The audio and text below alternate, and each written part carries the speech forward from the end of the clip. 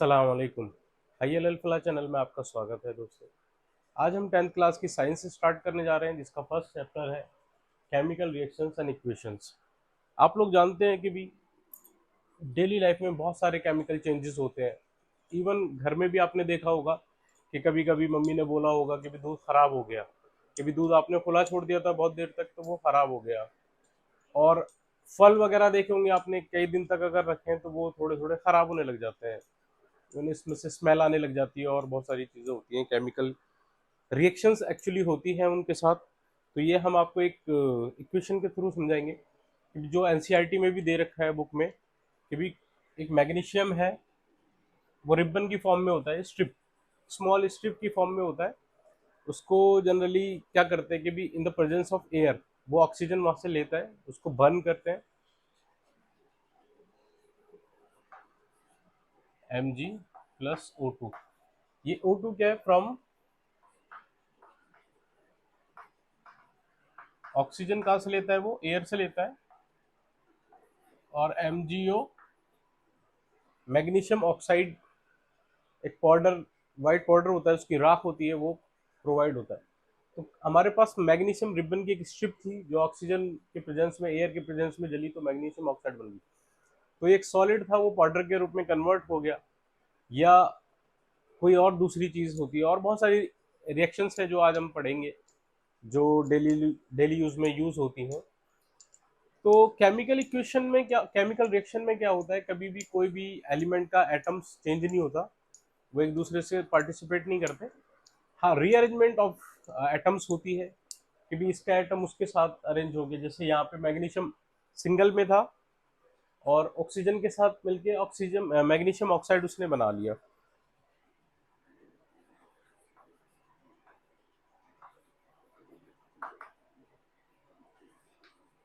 Magnesium oxide तो वैसे ही होता है जो हमारे इन chemical reaction, there is two part of the chemical reaction. First is left hand side and the second is right hand side. एक उल्टे हाथ पे एक रिएक्टेंट होते हैं और सीधे हाथ पे हमारे प्रोडक्ट होते हैं। एरो से लेफ्ट हैंड की तरफ हमारे रिएक्टेंट और राइट हैंड की तरफ हमारे प्रोडक्ट होते हैं। तो जो पार्टिसिपेट करते हैं किसी रिएक्शन में, उसको हम रिएक्टेंट बोलते हैं,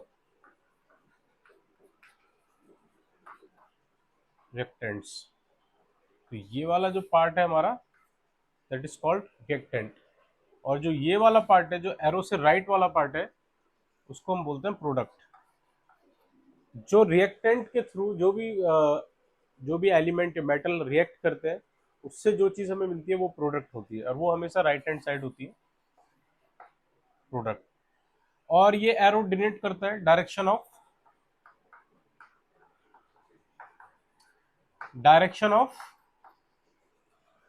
रिएक्शन, कि भी रिएक्शन किस डायरेक्शन में होती है। तो रिएक्शन हमेशा राइट डायरेक्शन में होती है, लेफ्ट में रिएक्टेंट और राइट में प्रोडक्ट।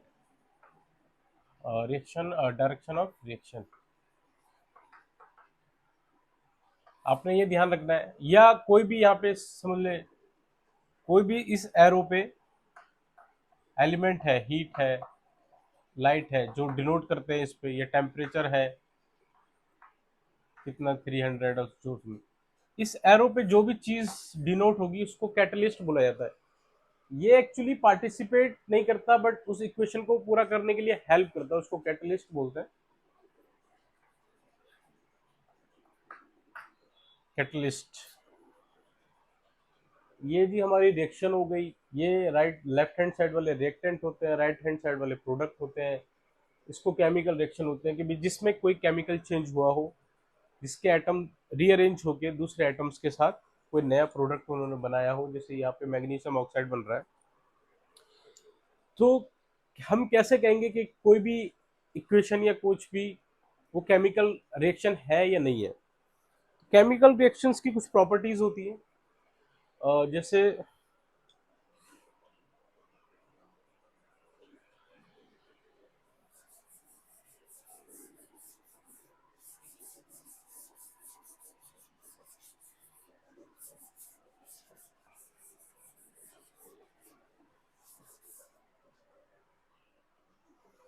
प्रॉपर्टीज क्या होती है। फर्स्ट प्रॉपर्टी या करेक्टरिस्टिक्स बोल सकते हैं आप, करेक्टरिस्टिक्स फर्स्ट होती है कि एवोल्यूशन ऑफ गैस होता है।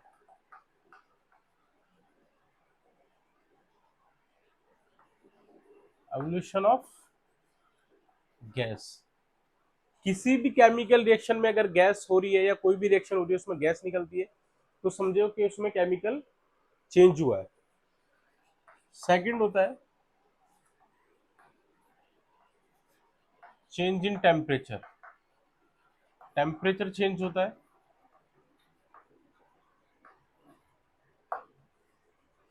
सॉरी, थर्ड होता है change in state,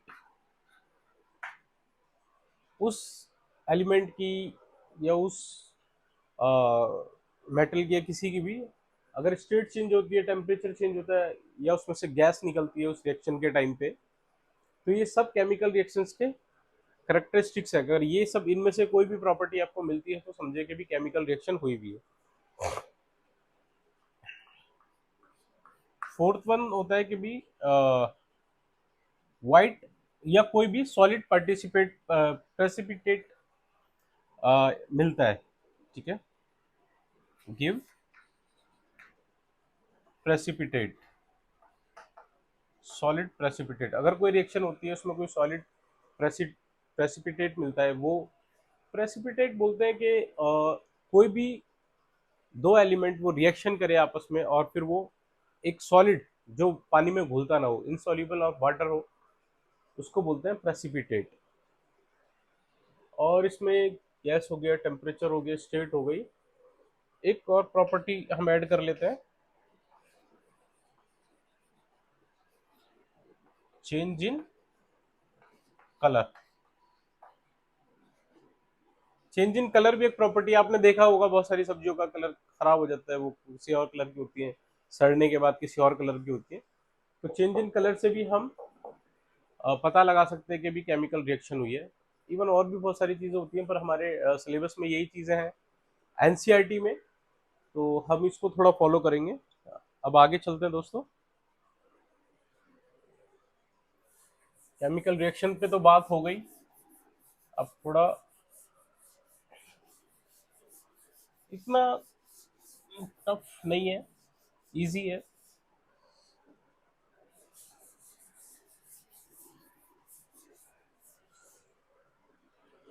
chemical equations की बात कर लेते हैं। केमिकल इक्वेशन में क्या होता है,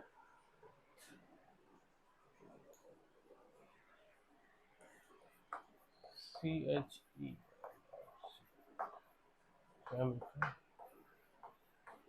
इक्वेशन,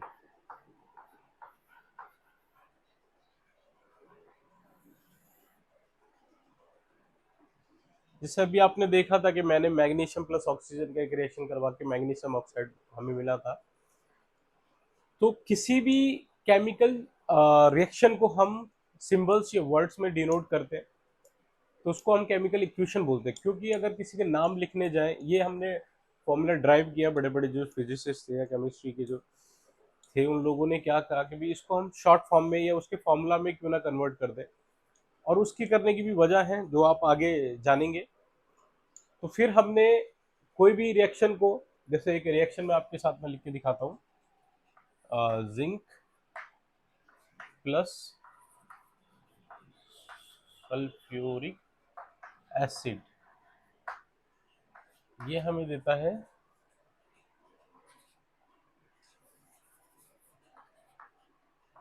जिंक सल्फेट प्लस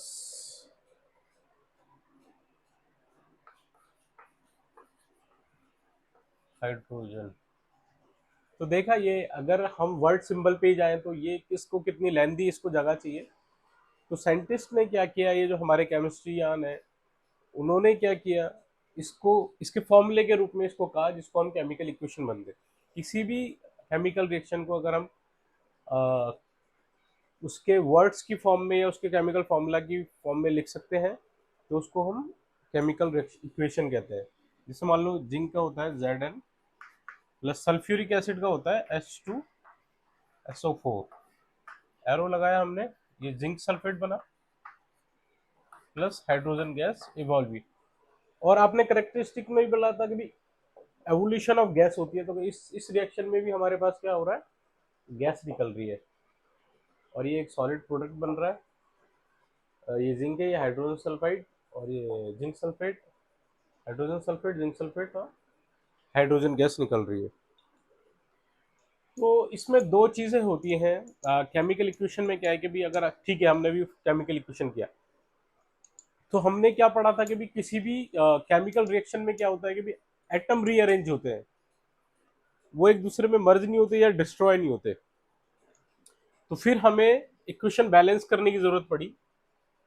जैसे कि ये तो ऑलरेडी बैलेंस है, ये कोई हम दूसरी इक्वेशन ले लेते हैं, वही ले लेते हैं एम जी वाली, एम जी, सॉरी यहाँ लिख लेते हैं, इसको भी मिटाई देता है। तो इक्वेशन के बाद हमें इक्वेशन बैलेंस करने का मसला आया। जैसे हमारी फर्स्ट इक्वेशन थी वो M G plus O two goes to M G O. अब यहाँ पे हमारे पास ऑक्सीजन के 2 एटम है और मैग्नीशियम का एक, तो हमारे पास मैग्नीशियम का तो एक है पर ऑक्सीजन का 1 एटम है, तो यहाँ पे हमें 2 एटम चाहिए। अगर हम केमिकल कोई भी केमिकल फॉर्मूला किसी एलिमेंट का लिख रहे हैं तो वो बैलेंस होना चाहिए, क्योंकि हमने कहा था कि भी रीअरेंज होता है, एटम का रीअरेंज होता है एक दूसरे में। और इस पे फिर हमने लगाया लॉ ऑफ कंजर्वेशन ऑफ मास, कि भी जो मैटर है वो neither be create not destroy in any chemical reaction. तो लॉ ऑफ कंजर्वेशन मास हमें ये कहता है कि जो मैटर है वो डिस्ट्रॉय नहीं होता, can neither be destroy in chemical reaction, कि वो कभी भी क्रिएट या डिस्ट्रॉय नहीं होता, कोई भी नई चीज नहीं बनती है।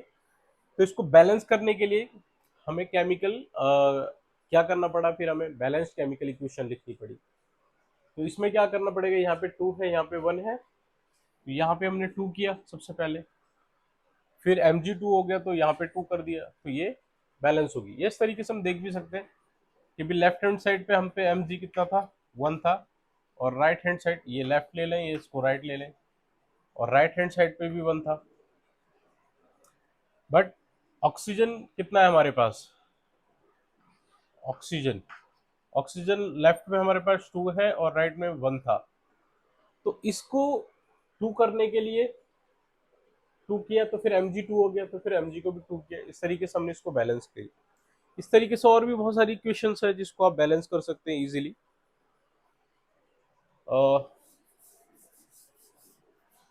जैसे एक रिएक्शन है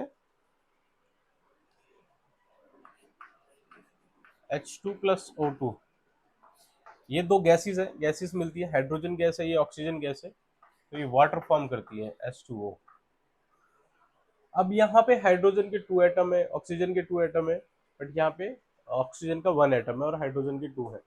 तो हमें ऑक्सीजन को बैलेंस करना पड़ेगा, क्योंकि आपको पता है reactant equal to product, law of conservation of mass. तो इसमें क्या करना पड़ेगा हमें, यहाँ पे 2 किया तो 2 एटम हो गए, पर हाइड्रोजन के 4 हो गए, तो हाइड्रोजन का भी यहाँ पे 2 से मल्टीप्लाई किया। तो इसीलिए कि भी हमारे पास दोनों तरफ रिएक्टेंट और प्रोडक्ट हमारे पास इक्वल हो, तो हमने बैलेंस केमिकल इक्वेशंस लिखना स्टार्ट किया। तो इसमें इतना ही है। केमिकल रिएक्शन, कोई भी केमिकल चेंज होता है, कैसे पता लगता है, change in temperature, colour, solid participate मिलना, इवोल्यूशन ऑफ गैस, ठीक है, कलर में चेंजिंग, टेम्परेचर में चेंजिंग, एंड सो ऑन। और फिर हम उसको कैसे डिनोट करेंगे, कैसे हमें पता लगेगा, तो उसके लिए हमने इक्वेशन को ड्राइव किया आगे। उसके बाद केमिकल इक्वेशन में हमारे पास जनरली अगर जिसमें हीट इवॉल्व हो या हीट का कुछ लेना देना हो, हीट हम दे रहे हो एज अ कैटलिस्ट, या किसी भी रिएक्शन में, केमिकल इक्वेशन में या केमिकल रिएक्शन में हीट निकल रहा हो या हीट हम डाल रहे हो किसी भी रिएक्शन को करने के लिए, तो वो हमारे पास दो तरह की है। जिसमें अगर हीट निकलता है, फर्स्ट, अगर अकॉर्डिंग टू हीट, इसको अकॉर्डिंग टू हीट कर लो, according to heat.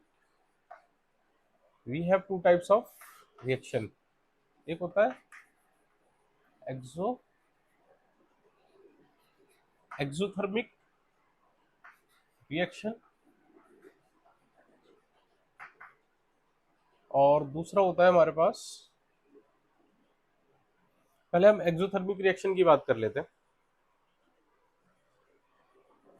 In exothermic reaction कि भी हीट इसमें निकलती है। सपोज के भी एक्सोथर्मिक रिएक्शन जैसे हमने वो मैग्नीशियम ऑक्साइड के किया तो वो उसको भी जब रिबन को जलाते हैं, कभी आप लैब में प्रैक्टिकल करना, तो उसको जलाते हैं तो उसमें से एक ब्राइट लाइट निकलती है। या कोई, जैसे हम कार्बन को ऑक्सीजन के प्रेजेंस में जलाते हैं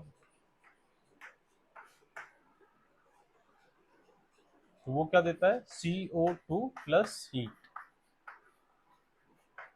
आप कहोगे सर ये हीट कहाँ से आ गया, तो कभी भी आपने कोयले को जलाया होगा, ऑक्सीजन के प्रेजेंस में जलता है क्योंकि विदाउट ऑक्सीजन तो कोई चीज़ जलती नहीं, ऑक्सीजन चाहिए होता है एज अ फ्यूल रिएक्शन के लिए। तो जब भी कोयले को जलाएंगे तो हमारे पास कार्बन डाइऑक्साइड गैस निकलती है जो कि हमें नहीं दिखती, और हीट होती है। हीट का तो महसूस करते हैं कि भी निकलती है। वैसे जनरली जो हम घरों में जो हम गैस यूज करते हैं, मीथेन, बायोगैस बोलते हैं, CH4 प्लस O2, तो इसमें भी आपको क्या मिलेगा, CO2 plus water plus heat.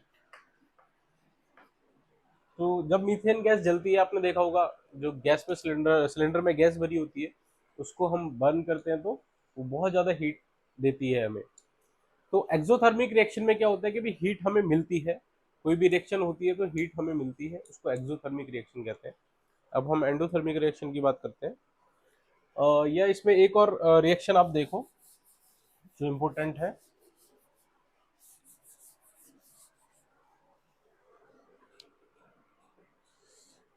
एक रिएक्शन होती है हमारे शरीर में जिससे हम एनर्जी लेते हैं, चलते हैं, अपने फिजिकल वर्क करते हैं या बोलते हैं, खाते हैं, जो भी है, उसको कहते हैं, कोई भी चीज हम खाते हैं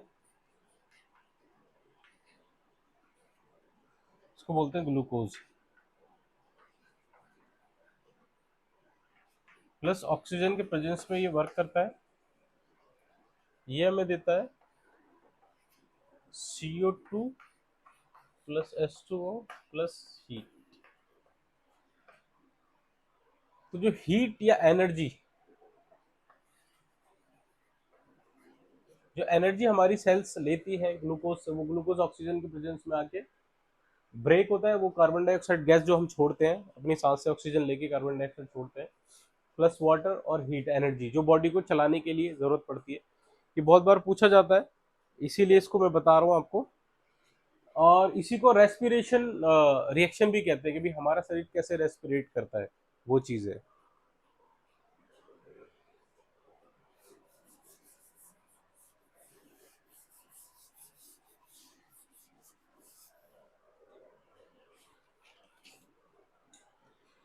अब हम एंडोथर्मिक रिएक्शन की बात करते हैं, सेकंड वाला पार्ट था हमारा एंडोथर्मिक।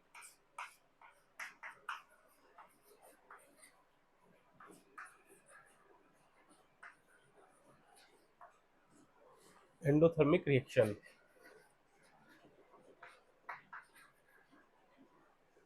एंडोथर्मिक रिएक्शन में एंडोथर्मिक रिएक्शन में क्या होता है कि इसमें हीट किसी सब्सटेंस को ब्रेक करने के लिए, किसी ग्रुप को, किसी भी चीज को ब्रेक करने के लिए हमें एनर्जी की रिक्वायरमेंट होती है।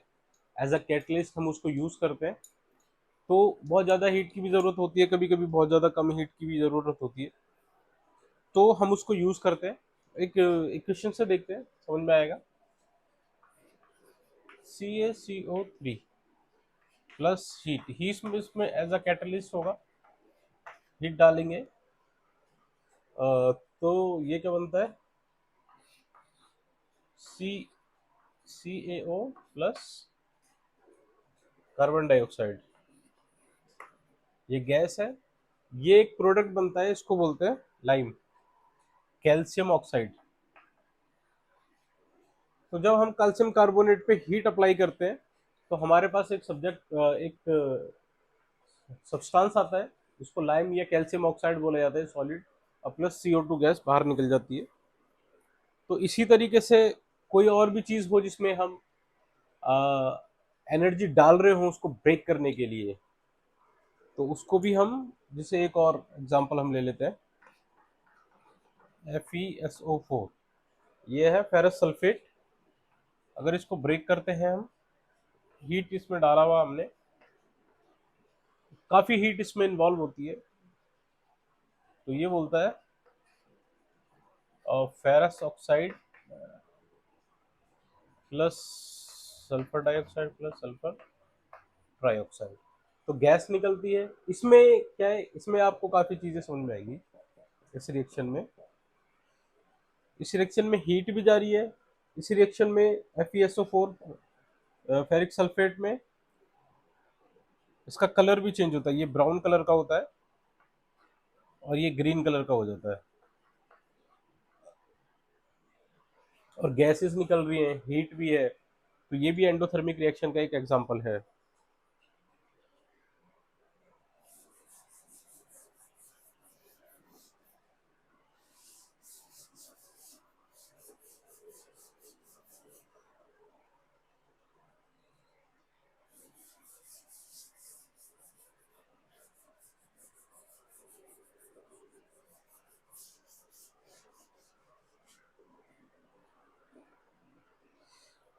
एंडोथर्मिक रिएक्शन क्या होता है, जब पेड़ अपना खाना बनाते हैं या फोटोसिंथेसिस करते हैं, उसको भी एंडोथर्मिक रिएक्शन कहते हैं, क्योंकि उसमें भी उनको बहुत हीट की जरूरत होती है। और वो हीट कहाँ से लेते हैं, सनलाइट से लेते हैं, वो हीट सनलाइट से लेते हैं रिएक्शन करने के लिए। उसकी भी रिएक्शन मैं आपको बता देता हूँ। CO2 प्लस H2O, सनलाइट,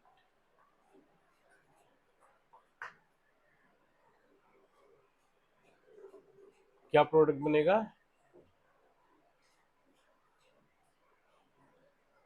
क्या प्रोडक्ट बनेगा बताओ, बताओ बच्चों, क्या प्रोडक्ट बनेगा। पेड़ हमें क्या देते हैं, पेड़ों से या ट्रीज से हमें क्या मिलता है, ऑक्सीजन मिलता है। तो जब वो फोटोसिंथेसिस करते हैं in the presence of chlorophyll,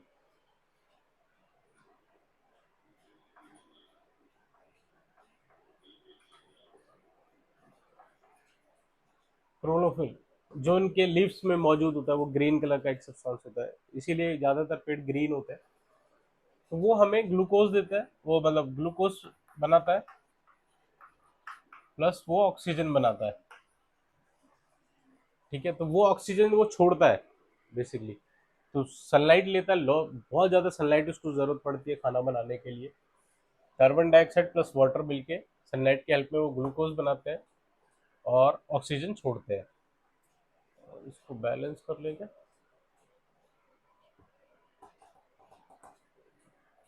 2 2, sorry 6,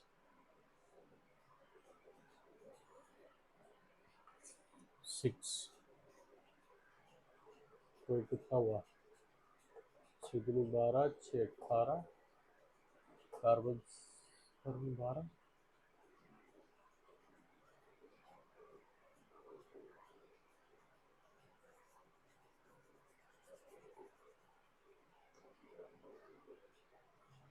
oxygen 6 हो गए, हाइड्रोजन 12, 12 × 24, तो यहाँ पे कितना आएगा बताओ। इसको बैलेंस करो जरा बच्चों, इसको बैलेंस करो केमिकल रिएक्शन को।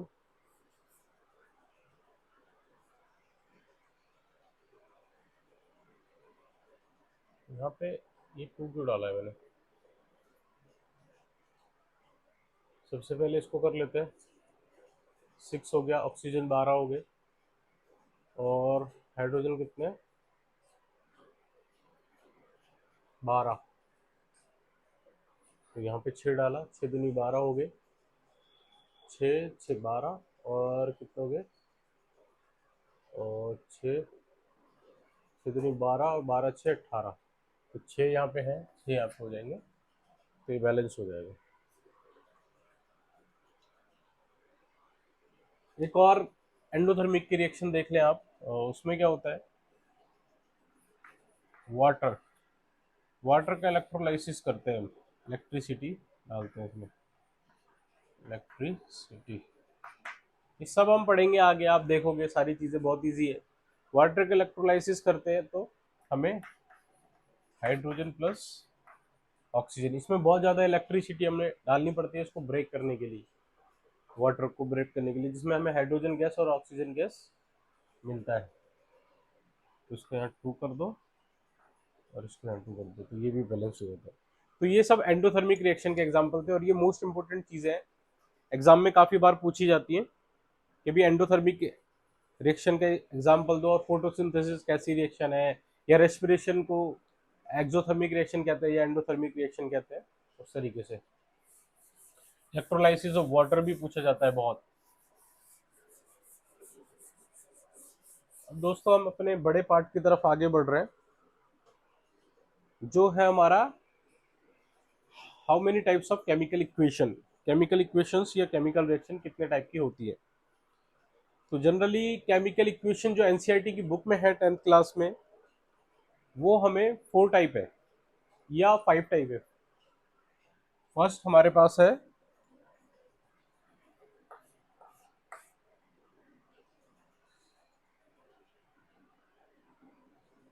Combination reaction.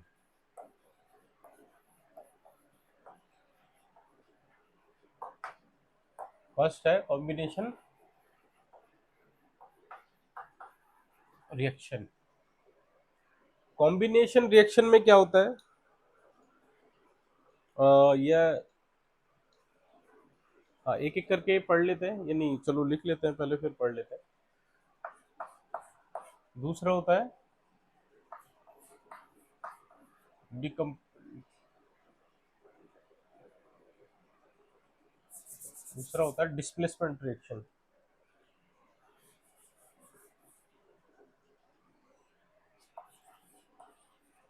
डिस्प्लेसमेंट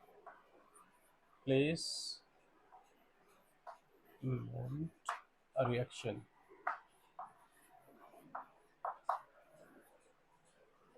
थर्ड हमारे पास होता है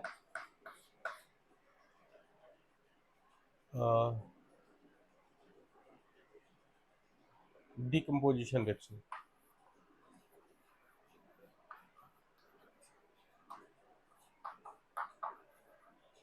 नहीं, डबल डिस्प्लेसमेंट रिएक्शन होती है।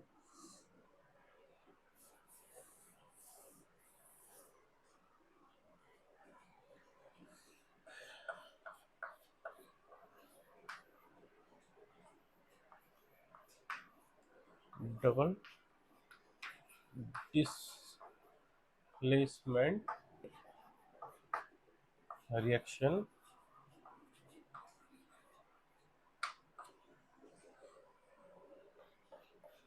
फोर्थ हमारे पास होती है डिकम्पोजिशन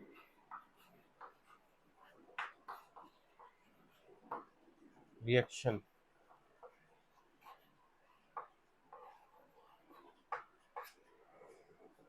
और एक हमारे पास होती है 5वें नंबर की, उसको हम बोलते हैं redox. Redox oxidation reduction reaction होती है, जिसको रिडॉक्स रिएक्शन भी बोला जाता है।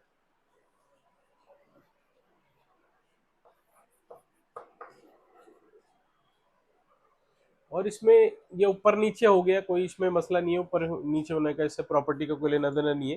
ये सारी अलग अलग रिएक्शन है, combination reaction, displacement, double displacement, decomposition reaction और रिडॉक्स रिएक्शन। तो सबसे पहले हम कॉम्बिनेशन रिएक्शन पढ़ेंगे। एनसीईआरटी में कॉम्बिनेशन रिएक्शन है, फिर डिकम्पोजिशन है, फिर डिस्प्लेसमेंट है, फिर डबल डिस्प्लेसमेंट, फिर रिडॉक्स रिएक्शन। ये है इसका पैटर्न है।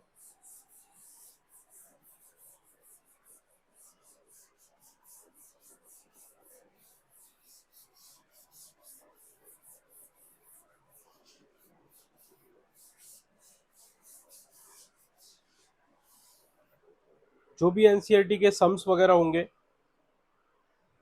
एनसीईआरटी के जो भी क्वेश्चंस होंगे, सम्स होंगे, या जो भी आप लोगों के क्वेश्चन होंगे, अगर कंटेंट अच्छा लगे तो आपको प्लीज़ लाइक और सब्सक्राइब करें।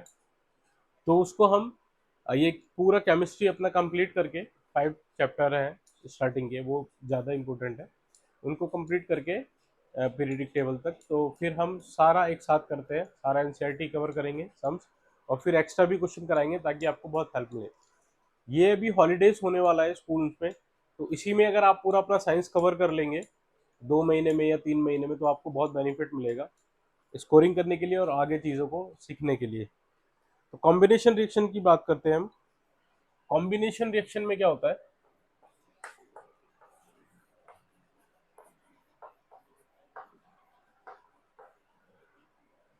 कॉम्बिनेशन रिएक्शन,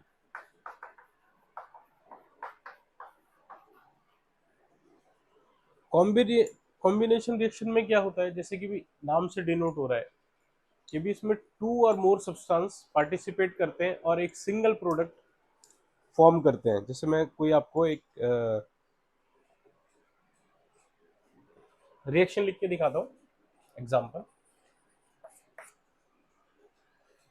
सपोज करें ये Mg, ये तो चालू होगा,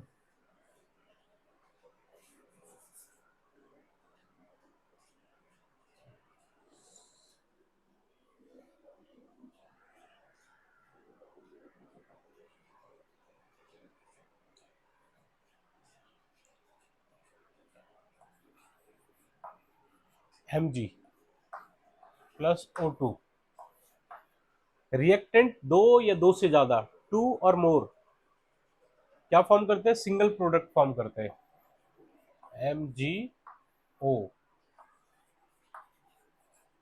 मैग्नीशियम ऑक्साइड। इसको बैलेंस कर देते हैं हम। When 2 or more products are involved to make a one single product is called combination reaction। तो जो हमारा फर्स्ट रिएक्शन था Mg, magnesium plus oxygen, magnesium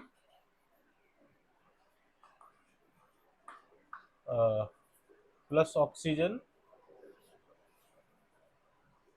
ये दोनों मिले, जब हमने मैग्नीशियम को ऑक्सीजन के साथ रिएक्शन कराया, बंद किया, तो मैग्नीशियम ऑक्साइड हमें मिला सिंगल प्रोडक्ट। इसमें हम और भी देख लेते हैं। इवन एक और रिएक्शन हमने पढ़ी थी, आपको याद हो तो बता देते हैं आपको। H2 plus O2, hydrogen gas plus oxygen gas मिलके क्या बनाते हैं? और गैस हमेशा G सिंबल से डिनोट होता है। इक्वेशंस की कुछ स्टेट्स होती हैं, वो मैं शायद आपको स्किप कर गया, अभी बता देता हूँ, एक मिनट। अभी मैं इस रिएक्शन के बाद आपको बता देता हूँ। H2O ये लिक्विड होता है, तो हमें सिंगल प्रोडक्ट क्या देता है? Liquid hydrogen. तो मैं आपको पहले स्टेट बता देता हूँ, कुछ फिजिकल स्टेट भी होती है इसकी।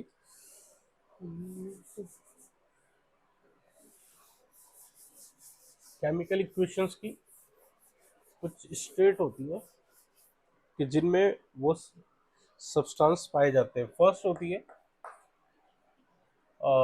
सॉलिड, सॉलिड स्टेट होती है कि भी जो पार्टिसिपेंट है वो सॉलिड स्टेट में है, या रिएक्टेंट या प्रोडक्ट जो भी। सेकंड होती है गैसियस, गैसियस स्टेट। थर्ड होती है लिक्विड, जैसे कि वाटर।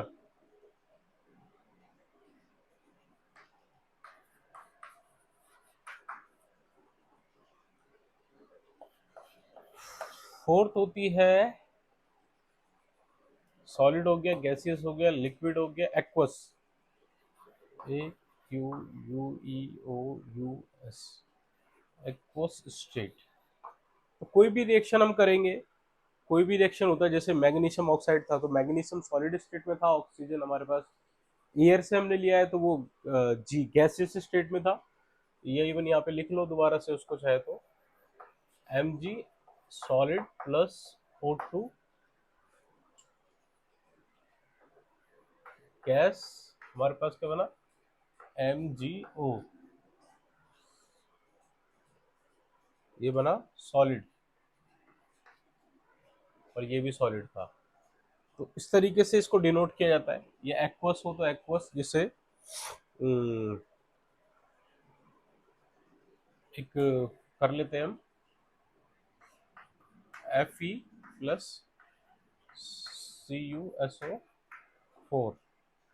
तो Fe सॉलिड है हमारे पास, ये एक्वस सॉल्यूशन है, ब्लू कलर का होता है। और इसमें अगर रिएक्शन कराएंगे तो ये FeSO4 प्लस Cu,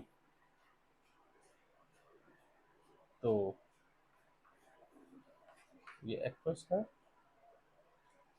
और ये सॉलिड है। इसमें फेरस इसको रिप्लेस कर देता है, तो ये आगे पढ़ेंगे हम। तो ये स्टेट आप देख लें, सॉलिड, सॉलिड स्टेट होती है, लिक्विड स्टेट होती है, एक्वस स्टेट होती है और गैसियस स्टेट होती है। ये रिएक्शंस के साथ आप समझ जाएंगे। कॉम्बिनेशन रिएक्शन हम पढ़ रहे थे, कॉम्बिनेशन रिएक्शन हमने पढ़ लिया था कि भी कोई भी टू और more reactant to form a single product is called combination reaction. कोई भी दो रिएक्टेंट या दो से ज़्यादा रिएक्टेंट मिलते हैं और सिंगल प्रोडक्ट फॉर्म करते हैं तो उसको हम कंपोजिशन कॉम्बिनेशन रिएक्शन कहते हैं। अब उसके बाद डिकम्पोजिशन रिएक्शन हम पढ़ते हैं।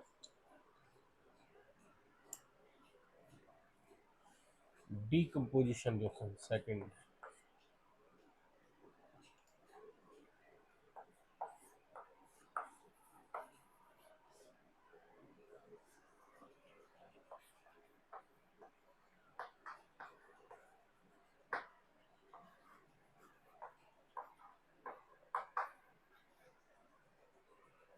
डिकम्पोजिशन रिएक्शन में क्या होता है, इसमें कॉम्बिनेशन का रिवर्स होता है कि इसमें सिंगल रिएक्टेंट होता है, उसको ब्रेक करते हैं। इसमें डिकम्पोजिशन रिएक्शन में हमेशा लाइट की या इलेक्ट्रिसिटी की या सनलाइट की या इलेक्ट्रिसिटी की या हीट की हमें जरूरत पड़ेगी, क्योंकि उस सब्सटेंस को ब्रेक करना होता है।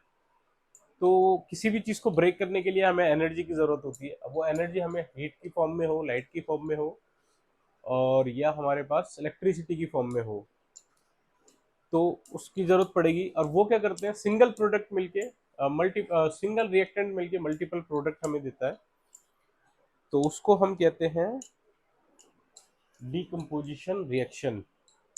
डिकम्पोजिशन रिएक्शन का हम एक एग्जांपल देख लेते हैं। FeSO4 ferrous sulphate, ferrous sulphate हमें देता है Fe2O3, सॉलिड होता है ये, फेरस ऑक्साइड प्लस SO2, ये गैस होती है, प्लस SO3, ये भी गैस होती है। ये सल्फर डाइऑक्साइड और सल्फर ट्राइऑक्साइड, इसमें 3 ऑक्सीजन है, इसमें 2 ऑक्सीजन है। तो ये हमारे पास कुछ एग्जाम्पल हैं जो डिकम्पोजिशन रिएक्शंस के हैं, जिसमें हमारे पास एक सिंगल प्रोडक्ट था और सिंगल रिएक्टेंट था और वो फॉर्म हुआ, तो 3 उसने प्रोडक्ट दिए हमें। क्या ये बैलेंस है? Fe टू कर लो, 2Fe हो गया, 2 सल्फर हो गया, 2 सल्फर हो गया, 4 दूनी 8, 4 दूनी 8, 3 दूनी 6, 2 8। तो ये बैलेंस है, ये डिकम्पोजिशन रिएक्शन का है। और देख लेते हैं डिकम्पोजिशन रिएक्शन के, CaCO3, जब इसमें हीट इन्वॉल्व होती है, हीट इन्वॉल्व होगी एज अ कैटलिस्ट, तो ये हमें देगा CaO plus CO2, calcium oxide, इसको लाइम या चूना भी बोलते हैं, और ये CO2 गैस है, ये सॉलिड, ये गैस। और ये भी सॉलिड है हमारे पास। तो जब कैल्शियम कार्बोनेट ये मार्बल का भी साइंटिफिक नेम है, ये साइंटिफिक फॉर्मूला है। ये इसको केमिकल फॉर्मूला भी बोलते हैं मार्बल का। तो जब हम इसको, ये रिएक्शन करता है, पहले रिएक्शन करके कैल्शियम हाइड्रोक्साइड बनाता है, उसके बाद एक बार और रिएक्शन करके कैल्शियम कार्बोनेट की परत बनती है CO2 के साथ। तो ये कुछ डिकम्पोजिशन रिएक्शन के एग्जांपल हैं। और भी है इलेक्ट्रोलाइसिस ऑफ हाइड्रोजन, इसमें है मोस्ट इंपोर्टेंट कि इलेक्ट्रोलाइसिस ऑफ हाइड्रोजन वो डिकम्पोजिशन रिएक्शन का एग्जांपल है। ये लिक्विड में होता है, यहाँ पे इलेक्ट्रिसिटी दी जाती है, इलेक्ट्रिसिटी पास करते हैं हाइड्रोजन से, तो वो किसमें होता है, hydrogen gas plus oxygen gas, और ये गैसियस स्टेट है।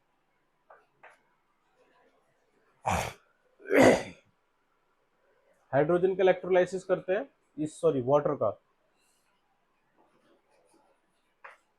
तो वो हमें क्या देता है, हाइड्रोजन गैस प्लस ऑक्सीजन। तो ये भी डिकम्पोजिशन रिएक्शन का एग्जांपल है।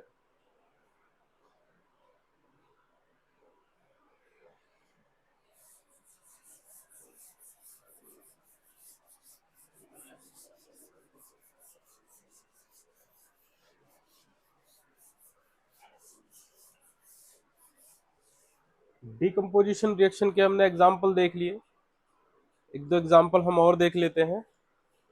एक और देखते हैं, NaCl, सोडियम क्लोराइड होता है, इसको कॉमन सॉल्ट भी बोलते हैं।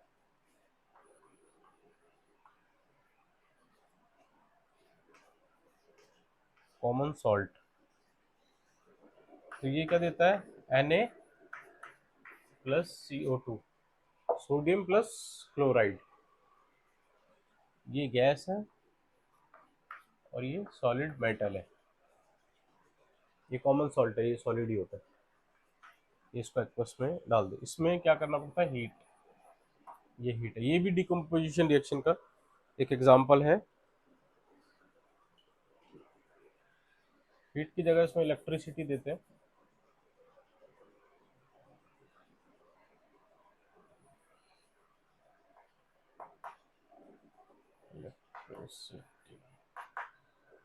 इलेक्ट्रिसिटी डाला जाता है इसमें।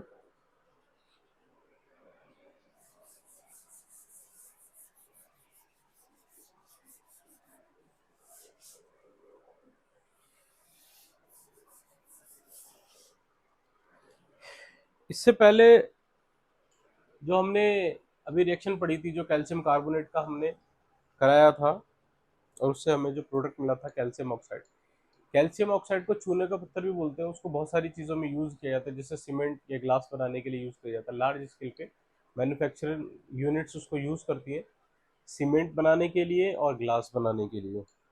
तो कॉमन चीज़ें थी, बता दो। और डिकम्पोजिशन रिएक्शन में हमेशा हीट इन्वॉल्व होगी या इलेक्ट्रिसिटी इन्वॉल्व होगी, या लाइट इन्वॉल्व होगी, सनलाइट, जैसे कि हमने एग्जांपल किया था, सनलाइट का भी किया था।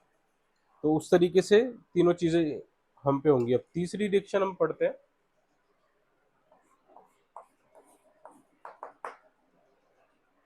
डिकम्पोजिशन।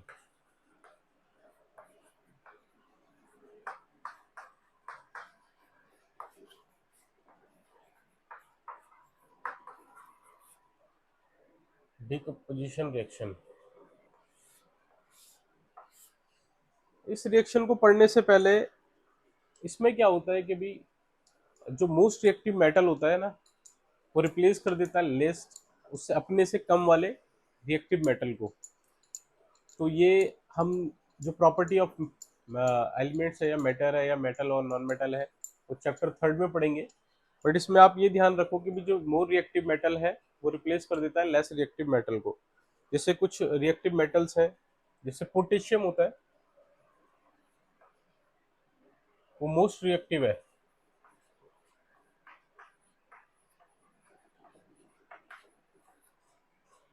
ये कभी भी अबंडेंट नहीं पाया जाता, जैसे और जो AU है, गोल्ड, वो लीस्ट रिएक्टिव है। इसके बीच में और भी है, Fe है, Cu है, और बहुत सारे आते हैं। तो ये सीरीज आप देख लेना, एनसीईआरटी की बुक में है, नॉन मेटल और नॉन मेटल, थर्ड चैप्टर में आपको मिल जाएगी। रिएक्टिविटी सीरीज बोलते हैं इसको। तो जो हायर मोस्ट रिएक्टिव होते हैं वो लेस रिएक्टिव को रिप्लेस कर देते हैं उस रिएक्शन में, तो इसको डिकम्पोजिशन रिएक्शन बोला जाता है। और मोस्ट रिएक्टिव पोटेशियम और लेस गोल्ड। गोल्ड हमेशा ना आपको रिफाइन करने की जरूरत नहीं है, उसको प्रोसेस करने की जरूरत नहीं है बड़े बड़े प्लांट्स में, जैसे आयरन, ये पोटेशियम, ये सल्फर, ये सब प्रोसेस करने के ना प्रोसेसिंग प्लांट होते हैं। ये सबसे पहले तो माइनिंग होती है इनकी, इनको ले आया जाता है जमीनों से खोद के। आपने सुना होगा कि माइनिंग प्लांट है, कि वहाँ खदान से लोहा निकल रहा है। पर गोल्ड का ऐसा नहीं होता, गोल्ड की कोई खदान नहीं होती। गोल्ड क्या है कि अभी ये जो अर्थ क्रस्ट होती है ना, इसमें मिट्टी के साथ इन्वॉल्व होता है, ये किसी के साथ रिएक्शन नहीं करता। गोल्ड प्योर गोल्ड नहीं मिलता है, इसको कुछ करने की जरूरत नहीं होती। सीधे पानी में आप छानो, मिट्टी अलग हो जाएगी, गोल्ड अलग हो जाएगा। पर बाकी एलिमेंट्स के साथ ऐसा नहीं होता, बाकी एलिमेंट्स अलग होते हैं।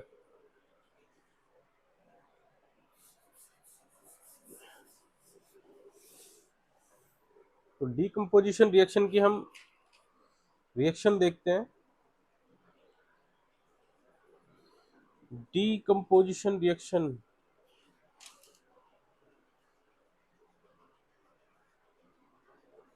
सॉरी, डिस्प्लेसमेंट,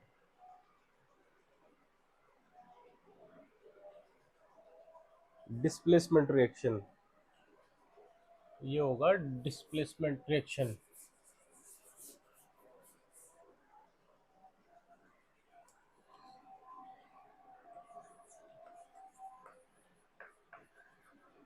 डिस्प्लेसमेंट,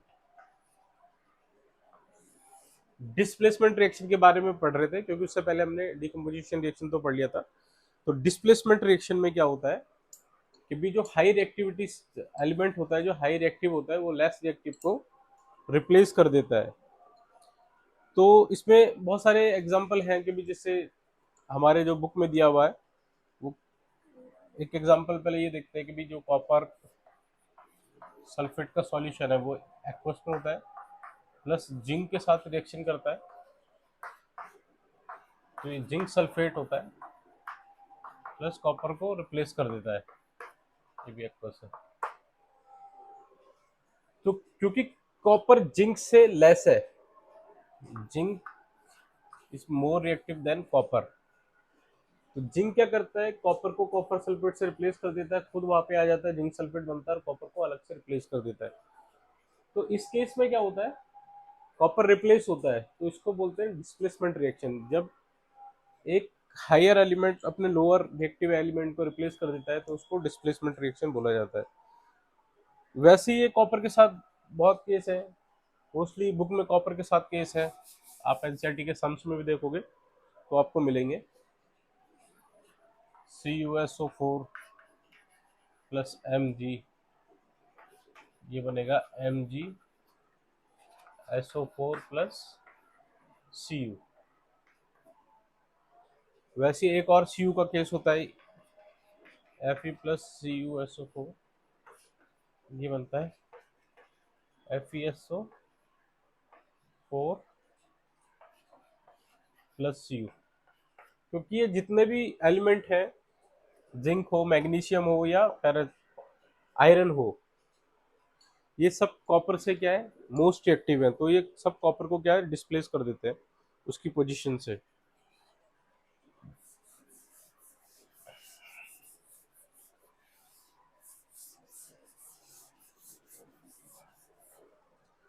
कोई और एग्जांपल देख लेते हैं। ये वैसे तीन मेन एग्जांपल हैं, उसके बाद देख लेते हैं कोई और एग्जांपल।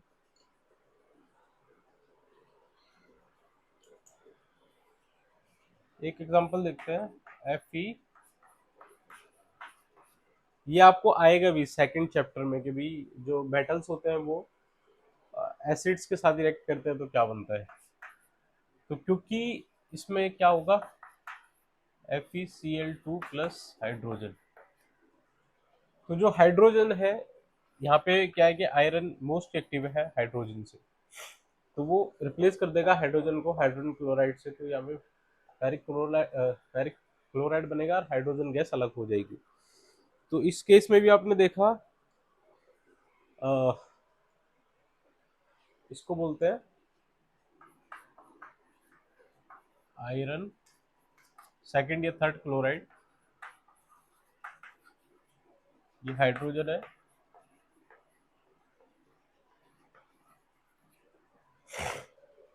और ये हाइड्रोक्लोरिक एसिड बोलते हैं इसको, HCl, और ये आयरन। तो इस केस में भी इसको रिप्लेस कर दिया।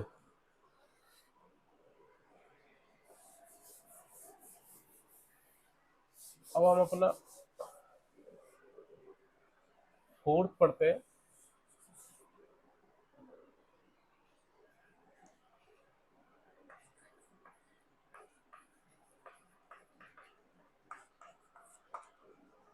Double displacement reaction. Double displacement reaction में क्या होता है कि भी दो सब्सटेंस होते हैं रिएक्टेंट साइड में भी, और वो दो ही प्रोडक्ट को फॉर्म करते हैं। तो बट इसमें क्या होता है ना, एक्सचेंज ऑफ आयंस होता है, आयंस के एक्सचेंज होते हैं इसमें, एक्सचेंज ऑफ आयंस होता है। तो उसको कहते हैं डबल डिस्प्लेसमेंट रिएक्शन। या इससे पहले जो हमने डिस्प्लेसमेंट रिएक्शन पढ़ा था, वो उसको सिंगल डिस्प्लेसमेंट रिएक्शन बोला जाता है, जिसमें जो मोर रिएक्टिव मेटल होता है वो लेस रिएक्टिव मेटल को, ये सब्सटेंस को डिस्प्लेस कर देता है। तो एक्चुअली ये डबल डिस्प्लेसमेंट रिएक्शन है, वो सिंगल डिस्प्लेसमेंट रिएक्शन है। कभी कभी पूछ लेता है what is single displacement reaction. तो एक्चुअली जो डिस्प्लेसमेंट रिएक्शन है वही सिंगल डिस्प्लेसमेंट रिएक्शन है। तो डबल डिस्प्लेसमेंट का रिएक्शन देख लेते हैं।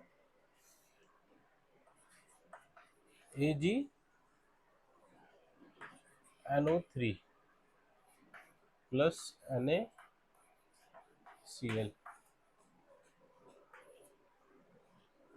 सिल्वर नाइट्रेट,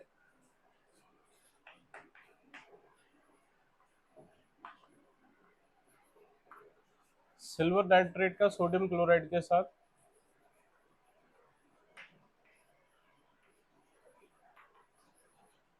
सोडियम क्लोराइड के साथ रिएक्शन होता है। तो ये AgCl plus sodium nitrate,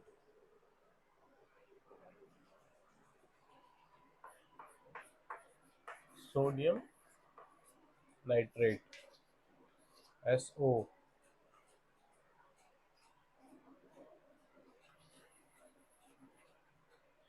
sodium nitrate, और ये सिल्वर क्लोराइड है।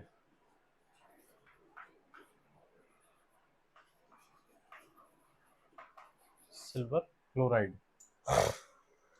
इस रिएक्शन में क्या हो रहा है, जो ये AgCl है, इसमें एक चीज होती है, ये प्रेसिपिटेट होता है।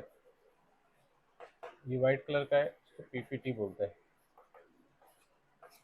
जब भी डबल डिस्प्लेसमेंट रिएक्शन होगी ना, तो उसमें हमें एक PPT मिलेगा, प्रेसिपिटेट, एक सॉलिड सब्सटेंस जो इनसॉल्यूबल ऑफ वाटर होता है।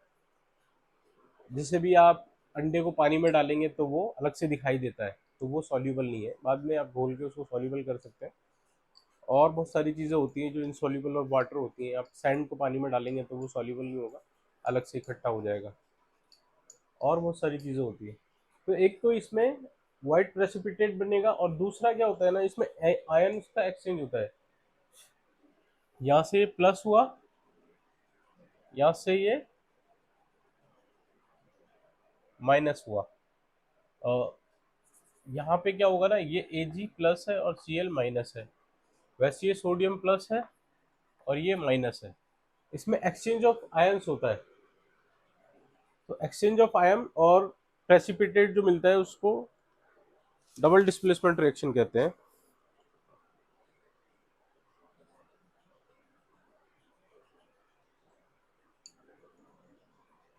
एक और रिएक्शन देख लेते हैं।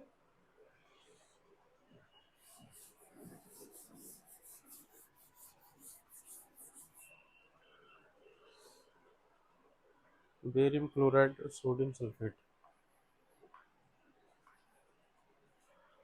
Barium,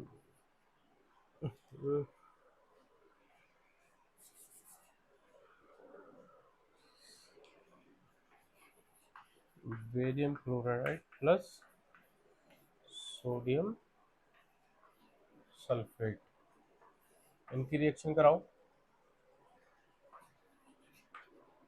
barium sulphate plus sodium chloride, NaCl। तो ये भी जो होगा ना वो प्रेसिपिटेट ही होगा इसमें, और इसमें भी आयंस का एक्सचेंज है, प्लस माइनस और प्लस माइनस, इसमें आयंस का एक्सचेंज है और प्रेसिपिटेट बनता है।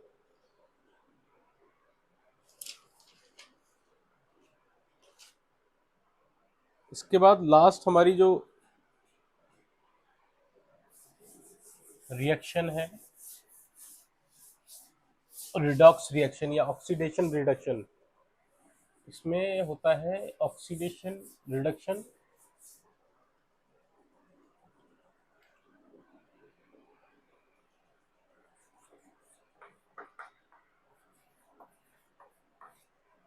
रिडॉक्स, रेड और ऑक्स, यानी यहाँ पे रेड का मतलब है रिडक्शन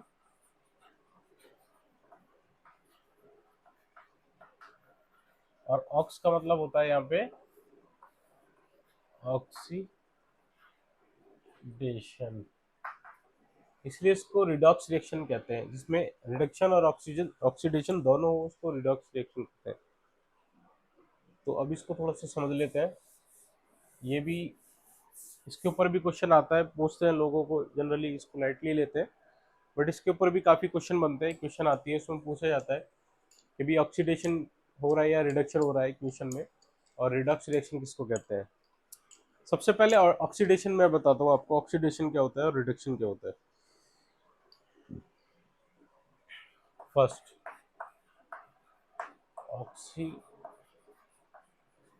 ऑक्सीडेशन, ऑक्सीडेशन में क्या होता है, gain of oxygen, gain of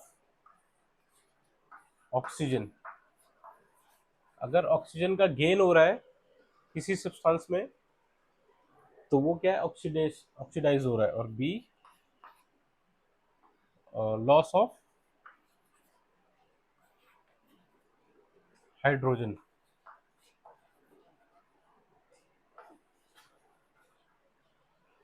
ठीक है, ऑक्सीडेशन में क्या है, gain of oxygen, loss of hydrogen, और आपका जो केस बी है रिडक्शन, और रिडक्शन में क्या होता है, रिडक्शन में इसका उल्टा होता है, ए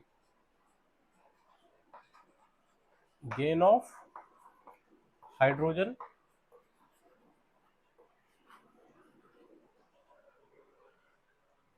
और बी पार्ट होता है इसका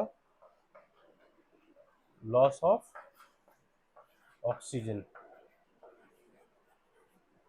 इसमें ऑक्सीजन का हार्श हो और हाइड्रोजन का गेन हो उसको रिडक्शन कहते हैं, और ऑक्सीडेशन में क्या होता है, गेन ऑफ ऑक्सीजन या लॉस ऑफ हाइड्रोजन, या तो ऑक्सीजन बढ़े या हाइड्रोजन घटे उसको ऑक्सीडेशन ऑक्सीडेशन कहते हैं, और रिडक्शन में क्या होता है, हाइड्रोजन बढ़ना चाहिए या ऑक्सीजन कम होना चाहिए उसको रिडक्शन कहते हैं। और जिस रिएक्शन में दोनों होता है उसको रिडॉक्स रिएक्शन कहते हैं, ऑक्सीडेशन और रिडक्शन दोनों।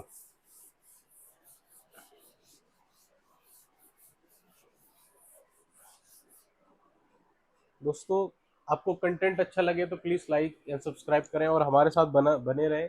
आपको आगे और भी अच्छे कंटेंट मिलेंगे, जो पूरा हम इसमें 10th का geography, history plus science, math सब कवर कर रहे हैं, और पूरा 100% आपको मिलेगा, कहीं ट्यूशन लगाने की ज़रूरत नहीं, महंगी महंगी ट्यूशन पढ़ने की ज़रूरत नहीं है। आप बस हमें सपोर्ट करें तो आपको सारी चीज़ें मिलेंगी। मैं एक रिएक्शन आपके सामने लिख रहा हूँ, CuO प्लस H2,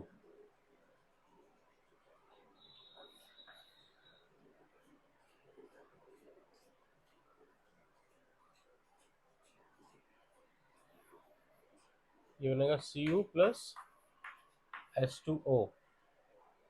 तो ये कॉपर ऑक्साइड है, ये हाइड्रोजन है। अब इस केस में देखते हैं, और इसको थोड़ा नीचे लिखो यार, मैं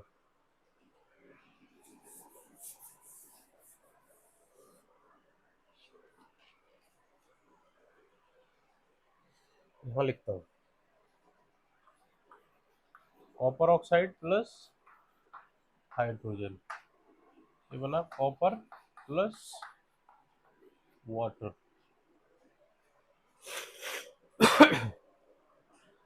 अब आपको पता है कि भी ऑक्सीडेशन में क्या होता है, गेन ऑफ ऑक्सीजन या लॉस ऑफ हाइड्रोजन।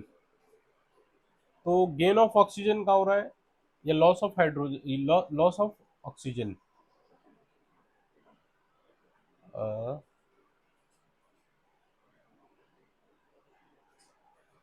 बताइए इसमें, अगर यहां से यहां जाते हैं हम, ये तो इसमें गेन ऑफ ऑक्सीजन हो रहा है या लॉस ऑफ हाइड्रोजन हो रहा है। इसमें लॉस ऑफ ऑक्सीजन हो रहा है, यानी लॉस ऑफ ऑक्सीजन होगा तो उसको क्या बोलेंगे, रिडॉक्स रिएक्शन बोलेंगे, रिडक्शन बोलेंगे उसको, सॉरी, रिडक्शन। और यहाँ पे देखिए हाइड्रोजन एटम के साथ ऑक्सीजन इंक्रीज हो रहा है, तो ये क्या होगा, ऑक्सीडेशन होगा।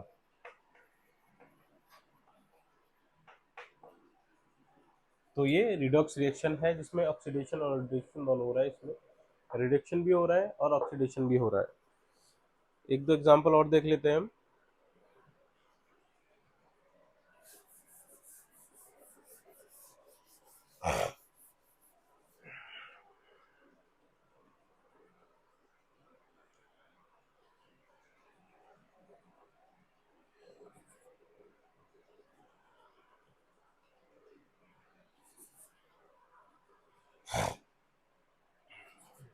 Zinc oxide plus carbon, copper carbon plus ये बनता है जिंक प्लस कार्बन मोनोऑक्साइड,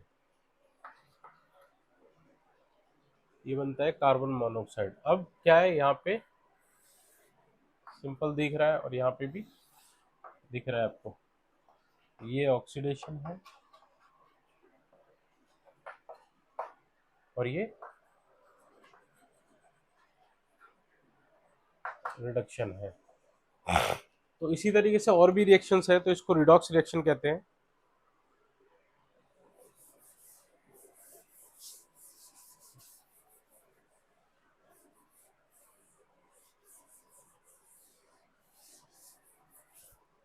एक लास्ट और मोस्ट इंपोर्टेंट टॉपिक हमारा बचा है, रिडॉक्स रिएक्शन में दो चीजें होती है, ऑक्सीडेशन होता है या रिडक्शन होता है। तो ऑक्सीडेशन के या रिडॉक्स रिएक्शन के डेली लाइफ में क्या हमारे पास इफेक्ट है। जैसे आपने देखा होगा भी कोई चीज़ ऑक्सीडाइज हो जाती है, या फूड ऑक्सीडाइज हो गया, खाना खुले में छोड़ दिया तो खराब हो गया। ये इवन जो बड़े स्केल पे अगर हम बात करते हैं, तो रस्टिंग ऑफ आयरन है, कोरोजन। कोरोजन तो आपने सुना होगा कि भी किसी चीज़ को जंग लग गया, तो वो एक ऑक्सीडेशन रिएक्शन का एग्जाम्पल है। इसमें क्या होता है कि भी कोई चीज़ होती है, वो मॉइस्चर और एयर के संपर्क में आती है, यानी ऑक्सीजन प्लस वाटर, कि जब कोई लोहे की चीज़ उसके संपर्क में आती है तो वो कॉरोड होने स्टार्ट हो जाती है, और उस फिनोमिना को कोरोजन कहते हैं। तो उससे बहुत सारे ब्रिजेस, जो लोहे के ब्रिजेस हैं या कोई बिल्डिंग है, वो कॉरोड हो जाती है। कोई भी जो स्ट्रक्चर है, तो उसको बचाने के लिए काफ़ी कुछ किया जाता है, इलेक्ट्रोलाइसिस की जाती है, जिंक क्रोमियम प्लेटेड किया जाता है उसको बचाने के लिए, पेंट किया जाता है। तो उसी में बहुत सारी चीज़ें, तो कोरोजन में टॉपिक है भी, कोरोजन क्या होता है वो मैंने बता दिया आपको, कि कोई भी सब्सटेंस, इवन आयरन, मेनली जो रस्टिंग ऑफ आयरन होता है, वो जब किसी मॉइस्चर और एयर के कंट्रोल में संपर्क में आता है, तो वो कॉरोड होना स्टार्ट होता है, उस फिनोमिना को कोरोजन कहते हैं। और दूसरा इसमें था रेंसिडिटी ऑफ फूड। उसमें भी जो फूड होते हैं ना वो ऑक्सीडाइज हो जाते हैं, उसको रेंसिडिटी ऑफ फूड कहा जाता है। कि जब फूड में, अब फूड का ऑक्सीडेशन हुआ, उसमें एक स्मेल आती है, एक लाइक बदबू आती है, स्मेल, और वो थोड़ा सा अनटेस्टी फील होता है, एक सड़े हुए अंडे की तरह, जैसे वो स्मेल नहीं होती। तो इसमें भी रेंसिडिटी को या ऑक्सीडेशन से बचाने के लिए फूड को, इसमें भी बहुत सारी चीज़ें की जाती हैं। जैसे कि भी हम फ्रिज में अपना सामान रख देते हैं। फ्रिज में क्या होता है, लो टेम्परेचर की वजह से ना द रेट ऑफ ऑक्सीडेशन है ना वो कम हो जाता है। तो हम कभी कभी देखते हैं, आप कोई फल रखा हुआ है तो उसको 3 4 दिन 5 दिन 10 दिन तक भी खा सकते हैं, तो इतनी जल्दी खराब नहीं होता। पर बाहर आप उसको रखोगे तो 2 दिन में वो खराब हो जाएगा, क्योंकि उसका ऑक्सीडेशन हो जाता है। या दूध है या और कोई सारी चीज़ें हैं, फ्रिज में रख सकते हैं। ये सनलाइट से, सर्दियों के टाइम पे आपने देखा होगा कि भी सनलाइट से बचा के हम चीज़ों को रखते हैं। तो सनलाइट से बचाते हैं तो वो भी स्लो कर देता है ऑक्सीडेशन रेट को। तीसरा, दो हो गए, तीसरा इसमें है कि भी जिससे कोई चिप्स वगैरह आती हैं, कोई भी ऑयल या फैट से बनी हुई जो चीज़ है, जो इसमें फ्राई हुई चीज़ है, उसको रेंसिडिटी से बचाने के लिए, ऑक्सीडेशन से बचाने के लिए, उसको हम इनर्ट गैस, यानी जैसे नाइट्रोजन है, हीलियम है, मोस्टली नाइट्रोजन यूज होती है, ये नाइट्रोजन से हम फिल कर देते हैं। तो जो आपने देखा होगा ना, पैकेट में हवा होती है, वो नाइट्रोजन गैस होती है। तो वो उसको ऑक्सीडेशन से बचाने के लिए, फूड को, चिप्स को या नमकीन को, तो उसको नाइट्रोजन गैस फिल करते हैं, तो एक नाइट्रोजन गैस हो गया।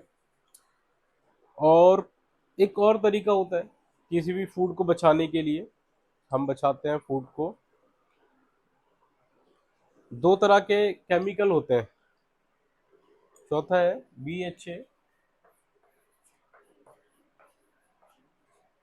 और BHT।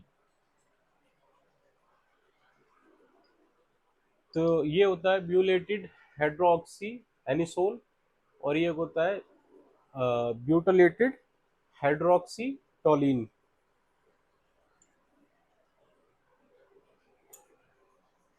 क्या स्पेलिंग होती है ब्यूटलेटेड?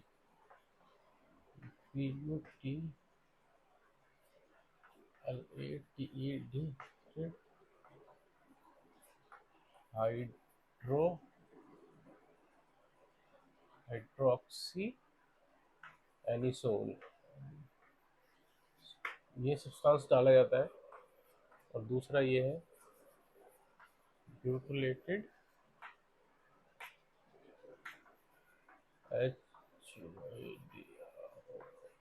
Hydroxy toluene. ये दो केमिकल एजेंट है जो डाले जाते हैं, जो द रेट ऑफ ऑक्सीडेशन को बहुत ही ज़्यादा स्लो कर देते हैं, और फूड को महीनों, इवन बहुत सारी जगह पे डीप फ्रीज करके डाल के सालों तक उसको प्रिवेंट किया जा सकता है। इससे आपने देखा होगा कि भी दूर दूर भी हम फूड्स को ट्रांसफ़र कर देते हैं, कि बहुत बहुत दूर से ये मैकडी है, या और जो किंग, ये जो और बड़ी बड़ी चेन्स हैं फूड्स की, ये क्या करती हैं, अपना मैन्युफैक्चरिंग कराती है, तो इनका काफ़ी महीने तक फूड प्रिजर्व रहता है। इसी वजह से इतने कामयाब बिजनेस में ये आ पाई है। तो ये चैप्टर हमारा ख़त्म हो गया है। इसके जो एनसीईआरटी सम्स वगैरह करेंगे, जब हम पूरा अपना केमिस्ट्री कंप्लीट कर लेंगे, तो वन बाय वन चैप्टर्स के बिल्कुल होल, यानी फुल हम केमिस्ट्री को कवर करेंगे, सारे इसके आंसर क्वेश्चन जो भी एनसीईआरटी में दिए हुए हैं। और इस पे अलग से एक वीडियो बनाएंगे जिसमें इसके सम सारे कवर करेंगे हम। थैंक यू दोस्तों, कंटेंट अच्छा लगा हो तो प्लीज़ लाइक एंड सब्सक्राइब।